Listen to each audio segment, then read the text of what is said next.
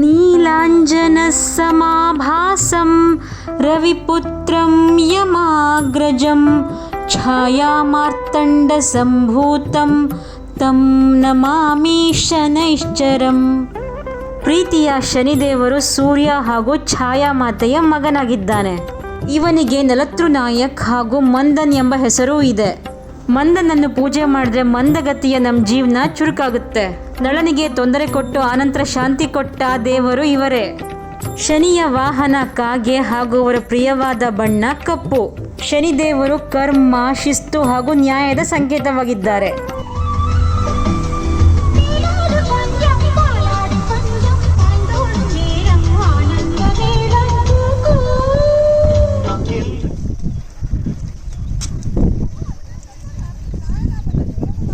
ಅಯ್ಯಪ್ಪ ಎಲ್ಲಿ ಇಳಿತೀಯೋ ಅಲ್ಲಿ. ಹಾಯ್ ಎಲ್ರಿಗೂ, ಕುಂಭಕೋಣಂನಿಂದ ತಿರುನಲ್ಲರ್ ಶನೀಶ್ವರ ದೇವಸ್ಥಾನಕ್ಕೆ ಹೋಗ್ತಾ ಇದ್ವಿ. ಆನ್ ದ ವೇ ಈ ಬ್ರಿಡ್ಜ್ ಹಾಗೂ ಬ್ಯಾಕ್ ವಾಟರ್ಸ್ ಕಾಣಿಸ್ತು. ಸ್ವಲ್ಪ ಬಿಸಿಲಿತ್ತು, ಹಾಗಾಗಿ ನದಿಯ ಕಲ್ಗಳ ಮೇಲೆ ಜನ ನಿಂತು ಎಂಜಾಯ್ ಮಾಡ್ತಾ ಇದ್ರು.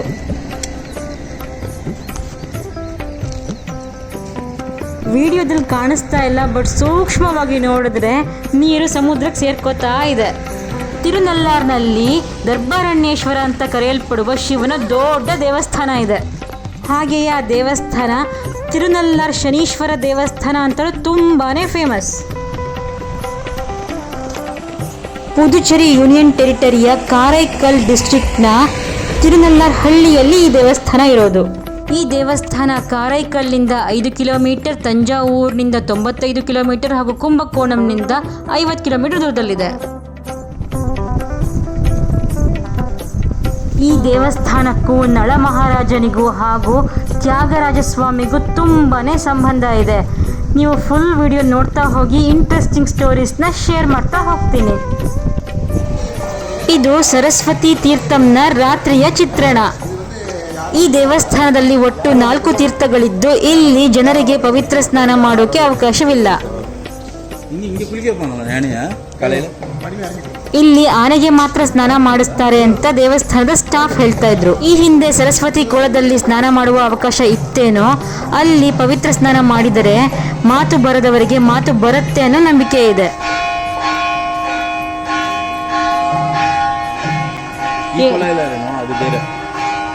ಯಾವ ಕೊಳ? ಇಲ್ಲಿಯ ಮತ್ತೊಂದು ಕೊಳ ನಳತೀರ್ಥದಲ್ಲಿ ಪವಿತ್ರ ಸ್ನಾನ ಮಾಡಿ ಶನೀಶ್ವರನಿಗೆ ಪೂಜಿಸಿ ಪಾಪ ಕಳೆದುಕೊಳ್ಳುವ ಪ್ರಯತ್ನ ಮಾಡುವುದು ಇಲ್ಲಿಯ ಫೇಮಸ್ ಟ್ರೆಡಿಷನ್. ಪುಣ್ಯತೀರ್ಥವ ನೋಡಿ ಗರ್ಭಗುಡಿ ಕಡೆ ಹೊರಟೆವು.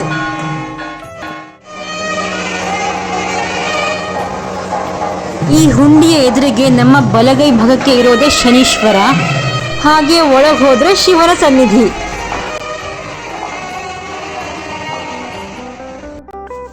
ಈಗ ನೋಡಿ ಬಂದ್ಬಿಟ್ವಿ ದರ್ಬಾರಣ್ಯೇಶ್ವರನ ಸನ್ನಿಧಿಗೆ.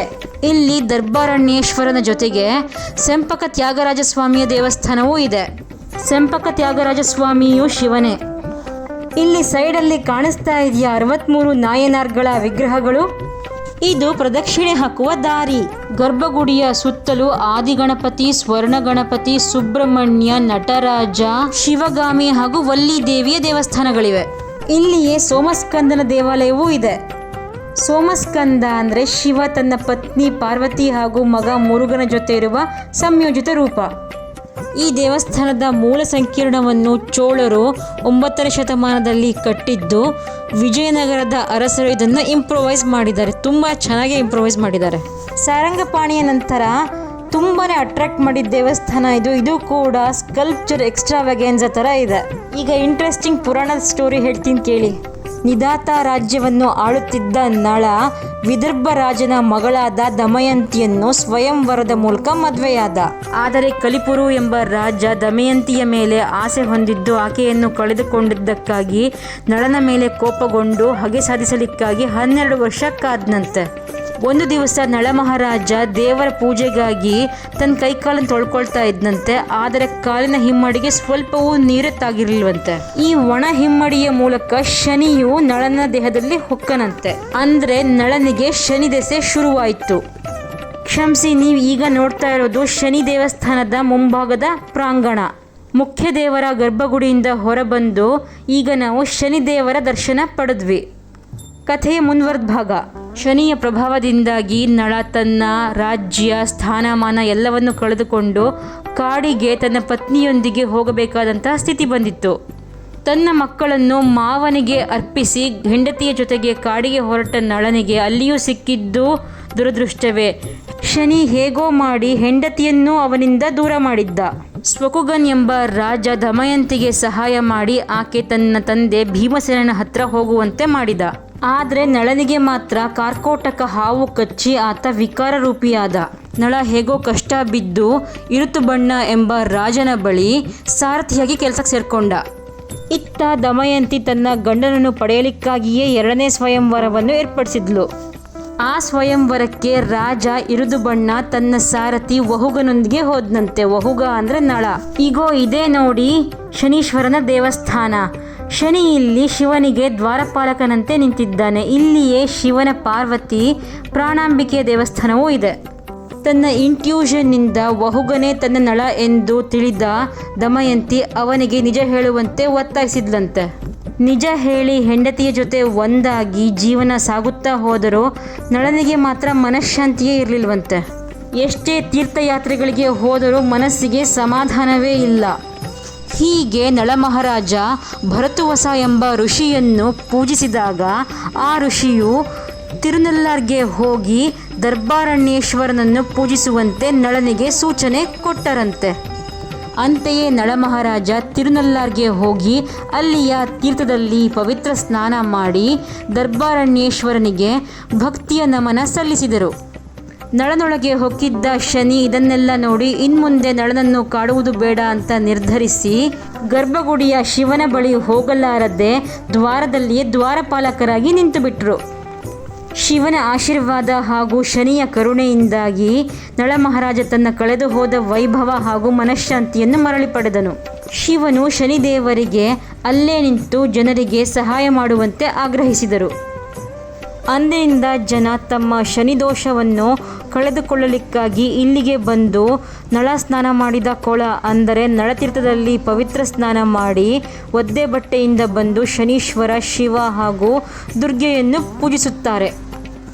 ಈ ದೇವಾಲಯವನ್ನು ನಾಯನಾರ್ಗಳಾದ ತಿರುಜ್ಞಾನ ಸಂಬಂಧರ್, ಸುಂದರರ್ ಹಾಗೂ ಅಪ್ಪರವರು ತಮ್ಮ ಸ್ತೋತ್ರಗಳಲ್ಲಿ ಹಾಡಿ ಹೊಗಳಿದ್ದಾರೆ. ಹಾಗಾಗಿ ಇದು ಕೂಡ 275 ಪಾಡಲ್ಪೆಟ್ಟ ಸ್ಥಳಗಳಲ್ಲಿ ಒಂದಾಗಿದೆ. ಈ ಜಾಗದಲ್ಲಿ ದರ್ಬೆ ಅಂದರೆ ಒಂದು ಜಾತಿಯ ಹುಲ್ಲು ಯಥೇಚ್ಛವಾಗಿ ಬೆಳೀತಾ ಇದ್ದರಿಂದ ಇಲ್ಲಿಯ ಶಿವನಿಗೆ ದರ್ಬಾರಣ್ಯೇಶ್ವರ ಅನ್ನೋ ಹೆಸರು. ಸ್ನೇಹಿತರೆ, ದಂತಕಥೆಗಳ ಪ್ರಕಾರ ಬಹಳನೇ ಹಿಂದೆ ತಿರುವಾರೂರಿನಲ್ಲಿ ಮುಸುಕುಂಟ ಎಂಬ ರಾಜ ಆಳ್ವಿಕೆ ನಡೆಸ್ತಾ ಇದ್ದ. ಇಂದ್ರ ಹಾಗೂ ವಲಸುರನ ಮಧ್ಯೆ ಯುದ್ಧ ನಡೆಯುವಾಗ ಈ ರಾಜ ಇಂದ್ರನಿಗೆ ಸಹಾಯ ಮಾಡಿದ್ನಂತೆ.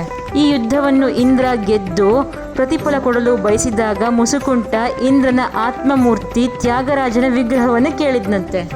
ತನ್ನ ಆತ್ಮಮೂರ್ತಿಯನ್ನು ಬಿಟ್ಟುಕೊಡಲಾಗದ ಇಂದ್ರ ಅದೇ ರೀತಿಯ 6 ಮೂರ್ತಿಗಳನ್ನು ರಚಿಸಿ ಒಟ್ಟು 7 ಮೂರ್ತಿಗಳನ್ನು ಮುಸುಕುಂಟನಿಗೆ ತೋರಿಸಿ ಒಂದನ್ನು ತೆಗೆದುಕೊಳ್ಳುವಂತೆ ಹೇಳಿದ್ನಂತೆ. ಮುಸುಕುಂಟ ಇಂದ್ರ ಪೂಜಿಸುತ್ತಿದ್ದ ತ್ಯಾಗರಾಜ ಮೂರ್ತಿಯನ್ನೇ ಗುರುತು ಹಿಡಿದು ತನ್ನ ಬಳಿ ತೆಗೆದುಕೊಂಡಂತೆ. ಇದು ಸಾಧ್ಯವಾಗಿದ್ದು ಮುಸುಕುಂದನ ಶಿವಭಕ್ತಿಯಿಂದಾಗಿ. ಕೊನೆಗೆ ಇಂದ್ರ ಅವನಿಗೆ 7 ವಿಗ್ರಹಗಳನ್ನು ಕೊಟ್ಟನಂತೆ. ಮುಸುಕುಂಟ ರಾಜ ಇಂದ್ರನ ಆತ್ಮಮೂರ್ತಿಯನ್ನು ತನ್ನ ಊರಾದ ತಿರುವಾರೂರಿನಲ್ಲಿ ಹಾಗೂ ಉಳಿದ 6 ವಿಗ್ರಹಗಳನ್ನು ತಿರುನಲ್ಲಾರ್, ತಿರುವೈಮೂರ್, ತಿರುಮರೈಕಾಡು, ತಿರುಕರವಾಯಿಲ್, ತಿರುನಾಗೈ ಹಾಗೂ ತಿರುಕೋಳಿಲಿಯಲ್ಲಿ ಪ್ರತಿಷ್ಠಾಪಿಸಿದನಂತೆ. ಈ ಕಥೆಗೆ ತಕ್ಕಂತೆ ಈ ದೇವಾಲಯದ ಗರ್ಭಗುಡಿಯೊಳು ಸೆನ್ಬಗ ತ್ಯಾಗರಾಜ ಮೂರ್ತಿಯ ವಿಗ್ರಹವಿದೆ. ಮುಸುಕುಂದನ ಊರಾದ ತಿರುವರೂರಿನ ತ್ಯಾಗರಾಜ ದೇವಸ್ಥಾನವಂತೂ ಫೇಮಸ್ ಇದ್ದೇ ಇದೆ. ಈ ರೀತಿ ಸ್ಥಾಪಿಸಲ್ಪಟ್ಟ 7 ದೇವಾಲಯಗಳಿಗೆ ಸಪ್ತವಿದಂಗ ದೇವಸ್ಥಾನಗಳು ಅಂತ ಹೆಸರಿದೆ. ವಿದಂಗ ಅಂದರೆ ಅನ್ಚಿಸಲ್ಡ್, ಅಂದರೆ ಶಿಲ್ಪಿಯಿಂದ ಕೆತ್ತಿದ್ದು ಅಲ್ಲ ಅಂತ. ಈ ದೇವಸ್ಥಾನದ ತ್ಯಾಗರಾಜನಿಗೆ ನಾಗರ ವಿದಂಗರ್ ಅನ್ನೋ ಹೆಸರಿದೆ. ಎಲ್ಲ ದೇವಾಲಯಗಳು ಕಾವೇರಿಯ ದಡದಲ್ಲಿದ್ದು ಪ್ರತಿ ದೇವಾಲಯದಲ್ಲೂ ತ್ಯಾಗರಾಜನಿಗಾಗಿ ಬೀದಿಯಲ್ಲಿ ಮೆರವಣಿಗೆ ನಡೆಯುತ್ತದೆ. ಈ ಮೆರವಣಿಗೆಯಲ್ಲಿ ಸ್ವತಃ ಉತ್ಸವ ಮೂರ್ತಿ ತ್ಯಾಗರಾಜನೇ ನೃತ್ಯ ಮಾಡುತ್ತಾನೆಂದು ನಂಬಲಾಗಿದೆ. ಆದರೆ ಆ್ಯಕ್ಚುಲಿ ನೃತ್ಯ ಮಾಡುವುದು ಮೆರವಣಿಗೆಯನ್ನು ಹೊತ್ತವರು. ಒಂದೊಂದು ದೇವಾಲಯದ ಮೆರವಣಿಗೆಯಲ್ಲೂ ಶಿವನ ಸ್ಪೆಸಿಫಿಕ್ ನೃತ್ಯವನ್ನು ಮಾಡಲಾಗುತ್ತೆ. ಮೆರವಣಿಗೆಯಲ್ಲಿ ತ್ಯಾಗರಾಜನ ನೃತ್ಯಭಂಗಿ ಉನ್ಮಥನಾಥನಂ. ಉನ್ಮಥನಾಥನಂ ಅಂದರೆ ಕುಡಿದ ಅಮಲಿನಲ್ಲಿ ಮಾಡುವ ನೃತ್ಯ. ಇಲ್ಲಿ ನಶೆ ಕುಡಿತದ್ದಲ್ಲ, ಆಧ್ಯಾತ್ಮದಲ್ಲಿ ಮುಳುಗಿ ಸುಖವಾಗಿರುವಂತಹ ನಶೆ. ತಿರುವರೂರಿನ ತ್ಯಾಗರಾಜ ಸ್ವಾಮಿಗೆ ವೀದಿ ವಿದಂಗರ್ ಅನ್ನೋ ಹೆಸರಿದೆ. ಇಲ್ಲಿಯ ನೃತ್ಯಭಂಗಿ ಅಜಪನಾಥನಂ. ಇದು ಮಂತ್ರ ಪಠಣವಿಲ್ಲದ ನೃತ್ಯಭಂಗಿಯಾಗಿದ್ದು, ವಿಷ್ಣು ಯೋಗನಿದ್ರೆಯಲ್ಲಿರುವಾಗ ತ್ಯಾಗರಾಜ ಅವನ ಎದೆಯ ಮೇಲೆ ಮಾಡುತ್ತಾನೆಂದು ನಂಬಲಾಗಿದೆ.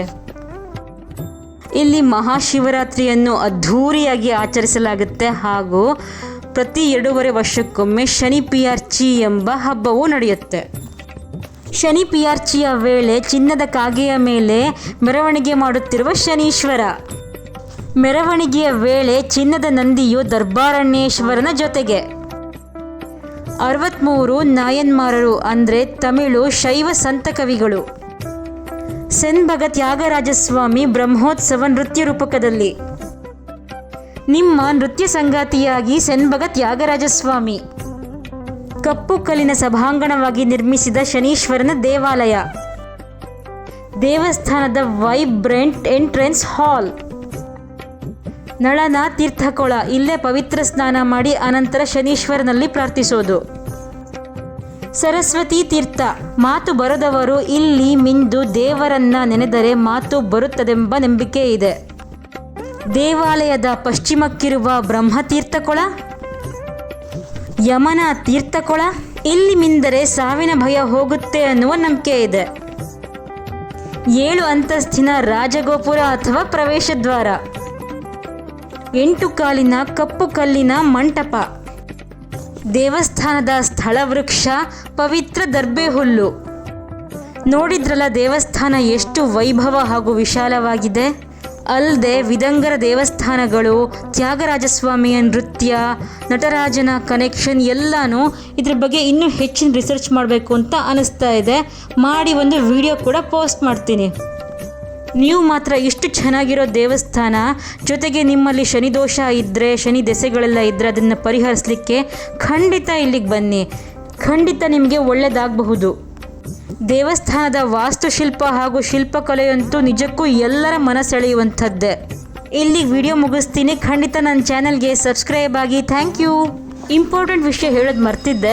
ಇವೆಲ್ಲ ಶಿವನ ಗರ್ಭಗುಡಿಯ ಎದುರಿನ ಪ್ರಾಂಗಣದಲ್ಲಿರುವ ಪುಟ್ಟ ಪುಟ್ಟ ದೇವಸ್ಥಾನಗಳು.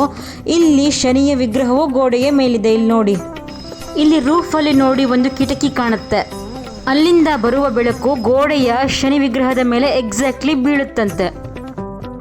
ಗೋಡೆಯ ಮೇಲಿರುವ ಶನಿದೇವ ಎಕ್ಸಾಕ್ಟ್ಲಿ ಕರೆಂಟ್ ಶನಿ ಟೆಂಪಲ್ನ ಹಿಂಭಾಗದಲ್ಲಿದೆ.